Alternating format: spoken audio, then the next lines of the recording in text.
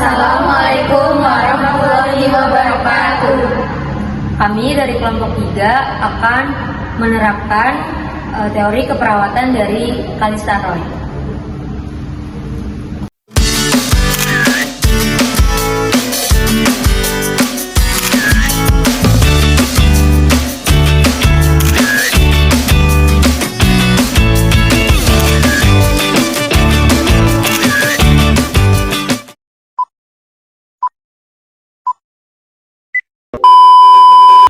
Seorang remaja bernama Nur Tasya yang berusia 16 tahun baru saja didiagnosis diabetes tipe 1.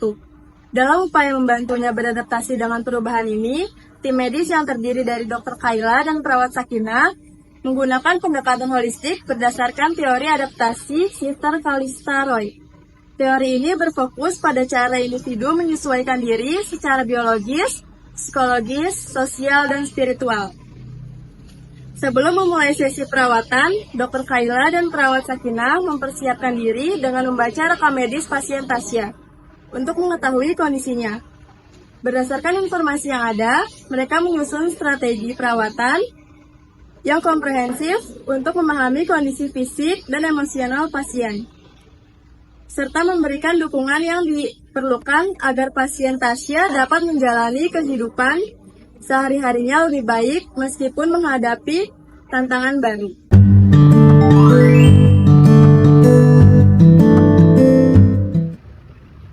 Berdasarkan hasil lab, gula darah pasien Tasya sangat tinggi. Dengan diagnosis diabetes tipe 1, kita harus merencanakan pengobatan secara holistik, baik secara biologis, fisiologis, sosial, dan juga spiritual.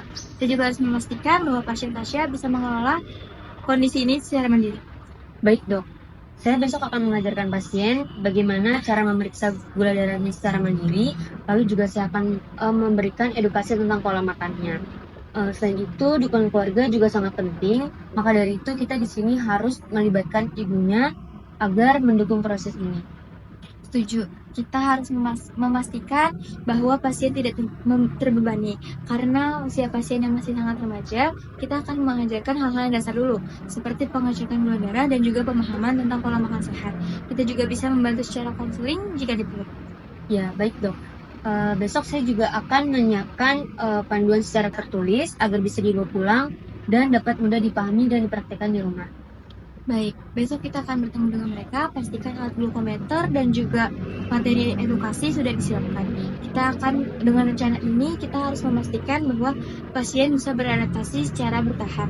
Yang paling terpenting, kita harus memastikan bahwa pasien merasa didukung. Ya, siap dok. Besok saya akan memastikan semuanya tersedia dan juga berjalan dengan lancar. Oke, siap. Pada pertemuan pertama dengan pasien Tasya, Dr. Kayla dan perawat Sakinah memulai dengan memperkenalkan diri dan tujuan perawatan. Pasien Tasya merasa cemas, namun dengan pendekatan yang lembut dan penuh perhatian, mereka mulai membangun hubungan yang saling percaya.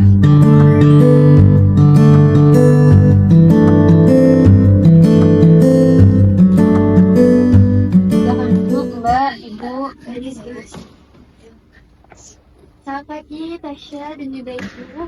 Saya Dr. Kayla dan ini perawat Sakinah. Pagi dok, sus. Ya, pagi Bu, Mbak. Hari ini kami akan membantu Tasya untuk memahami tentang diabetes mellitus tipe 1 yang baru saja didiagnosis. Sebelumnya, bagaimana kabar Tasya dan Ibu? Jujur, saya khawatir dan bingung dokter dengan kondisi saya yang saat ini. Apakah hidup saya akan berubah total ya karena penyakit ini? Betul dok, sebagai ibunya saya sangat khawatir dengan penyakit anak saya ini. Yang terutama adalah mengelola kondisinya dan bagaimana mengatur cara pola makannya yang baik. Baik, kami memahami kondisi yang sedang dialami Tasya dan juga Ibu. Perubahan kondisi ini memang tidak mudah, tapi percayalah kemudian yang kita lalui akan membawa kebaikan jika kita jalaninya dengan sabar dan juga bersabar. Tubuh manusia itu memiliki kemampuan luar biasa untuk beradaptasi, dan kami di sini ada untuk membantu. Nah, itu betul, Ibu, Mbak Tasya, Mbak Tasya jangan merasa sendirian ya. Selain hubungan kami, doa dan keyakinan Ibu juga dapat memberikan kekuatan dalam menjalani perubahan ini. Itu langkah pertama yang bisa kita lakukan. yaitu memahami bagaimana tubuh Mbak Caca bisa beradaptasi dalam perubahan kondisi ini. Selain itu, bagaimana juga kita bisa membantu proses ini bersama-sama. Mbak Caca harus selalu percaya bahwa langkah kecil yang Mbak Caca lakukan itu bisa mengantarkan Mbak Caca menuju ke kesehatan yang lebih baik. Bagaimana Mbak Caca? Apakah masih ada yang mengkhawatirkan? Saya takut gak bisa makanan kayak biasa lagi dokter, apalagi makanan segar dan favorit saya. Dan saya juga paling takut untuk suntik insulin, pasti rasanya sakit ya.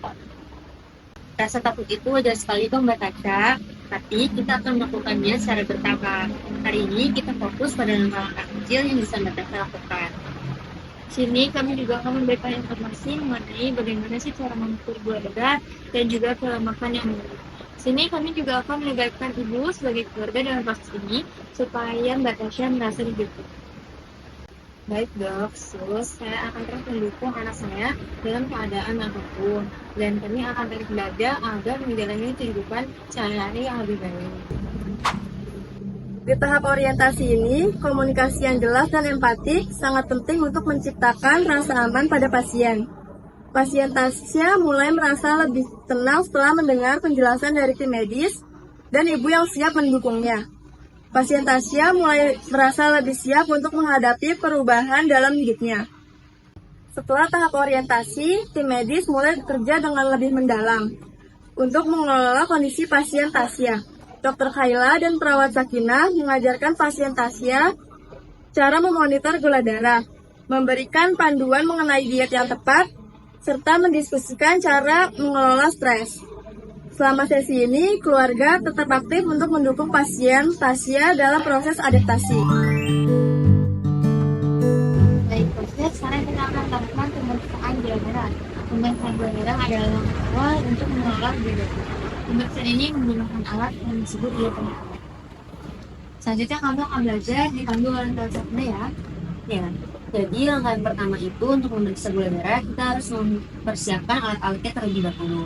Yang pertama, ini ada glukometer, lalu ada pen lancet, dan juga ada lancetnya, yang dalamnya itu berisi jarum, lalu ada strip gula, dan juga terakhir ada alkohol swab. Setelah alat-alatnya sudah siap, kita harus pastikan tangan kita itu harus bersih dengan cuci tangan dengan air dan sabun, dan juga bisa menggunakan hand sanitizer. Di sini saya pakai dulu ya hand sanitizernya.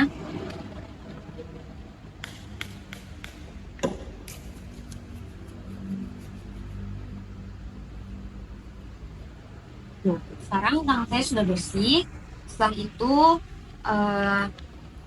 pen lancetnya ini kita buka terlebih dahulu. Setelah itu lancet ini kita pasang ke dalamnya, dan tutup lancetnya ini kita putar untuk mengeluarkan jarumnya. Setelah itu kita tutup kembali dan kita atur kedalamannya menjadi 2 atau 3.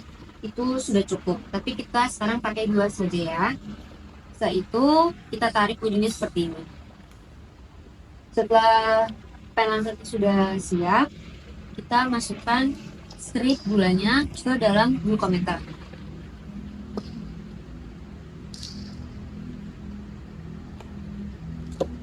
Jadi 3 garis hitam di ujung sini kita masukkan ke glukometer ini. Setelah itu, apabila glukometer sudah menyala dan ada tanda darah seperti ini, artinya glukometer sudah siap digunakan. Selanjutnya, kita siapkan dulu alkohol swabnya, kita buka. Dan boleh saya pinjam tangannya, Mbak. Nah, ini bisa digunakan di jari mana saja. Setelah itu, ujung jarinya ini agak sedikit ditekan seperti ini. Dan selanjutnya, kita bersihkan menggunakan alkohol swab seperti ini. Sakit ya, enggak kok, Mbak. Ini rasanya cepat dan tidak sakit. Setelah itu kita tempelkan pen lancetnya di ujung jari dan kita tekan angin. Nah, darahnya sudah keluar, jadi kita tempelkan strip gulanya seperti ini dan darahnya akan masuk sendiri. Setelah itu kita tunggu beberapa detik untuk mengetahui hasilnya. Ini bisa ditekan ya Mbak. Nah, bisa dilihat ini Batasya. Glukometer ini menunjukkan hasilnya 210 mg per desiliter. Itu masih tinggi ya Mbak. Untuk kadar gula darah normalnya itu 70 sampai 130 mg per desiliter sebelum makan dan di bawah 180 mg per desiliter 2 jam setelah makan. Untuk hasil di luar kebutuhan atau lebih tinggi akan dilakukan penyesuaian diet atau pengurangan. Jadi setiap kali selesai makan, anak saya ini harus mengecek kadar gula darah ya. Lalu bagaimana kalau jika hasilnya lebih baik? Betul Ibu. Jadi Tasya harus melakukan pengecekan setiap setelah makan dan kalau hasilnya tinggi itu akan ada penyesuaian dosis insulin dan juga pemeriksaan rutin. Tapi dengan pemeriksaan rutin dan juga pola makan sehat harusnya kadar gula darah lebih terkontrol. Baik dok, saya akan mengajukan anak saya untuk mengecek kadar gula darah. Oh iya, ngomong-ngomong juga, perihal makanan apa saja yang boleh dimakan dan apa saja yang tidak boleh dimakan.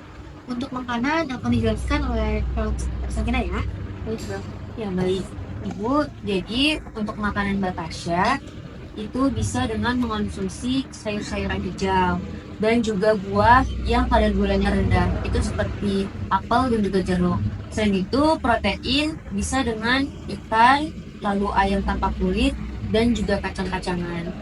Nah, untuk makanan yang dihindari itu adalah makanan yang mengandung gula tinggi, seperti permen, terus ada kue, es krim, dan juga minuman manis. Selain itu, juga makanan yang mengandung lemak dan garam yang tinggi itu perlu dibatasi ya Ibu. Oh iya, berarti untuk nasi putih diganti nasi merah itu tidak apa-apa kan ya? Ya, betul sekali Ibu. Pilihan menggunakan nasi merah itu memang merupakan pilihan yang sehat. Itu bisa membantu mengontrol gula darah Batasya. Selain itu, porsi makanan juga sangat penting Ibu. Jadi untuk Batasya bisa makan dengan porsi yang sedikit tetapi sering, dan juga untuk makan malamnya itu bisa makanan yang ringan dan juga teratur, seperti itu Ibu. Jadi saya masih bisa makan nasi goreng ya, tapi dengan bahan yang lebih sehat. Ya, tentu saja Batasya masih bisa makan nasi goreng tetapi dengan pilihan bahan yang lebih sehat, yaitu seperti beras merah dan juga menggunakan sayur-sayuran.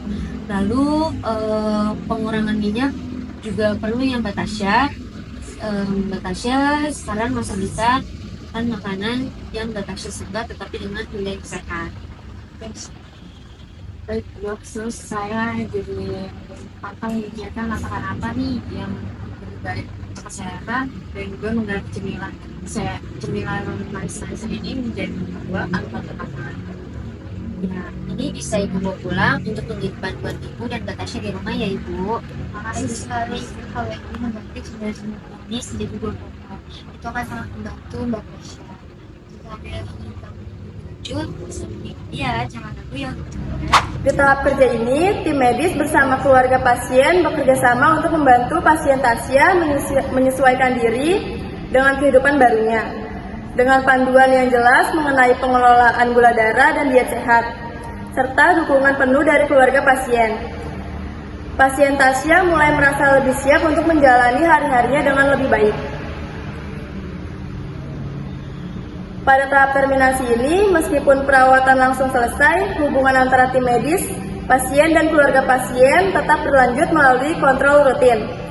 Dengan pengetahuan yang cukup dan dukungan yang berkelanjutan, pasien Tasya merasa lebih siap untuk menjalani hidupnya dengan diabetes tipe 1.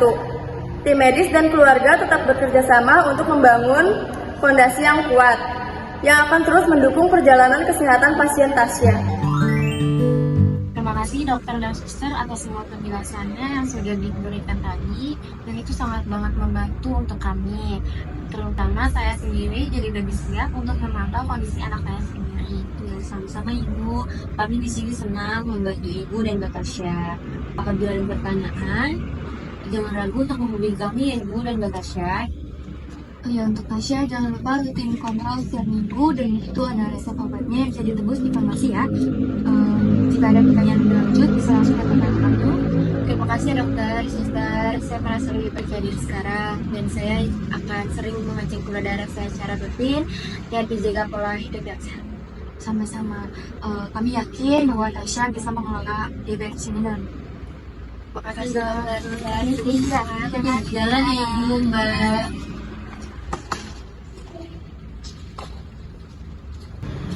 Pada tahap terminasi ini, meskipun perawatan langsung selesai, hubungan antara tim medis, pasien dan keluarga pasien tetap berlanjut melalui kontrol rutin. Dengan pengetahuan yang cukup dan dukungan yang berkelanjutan, pasien Tasya merasa lebih siap untuk menjalani hidupnya dengan diabetes tipe 1. Tim medis dan keluarga tetap bekerja sama untuk membangun fondasi yang kuat, yang akan terus mendukung perjalanan kesehatan pasien Tasya.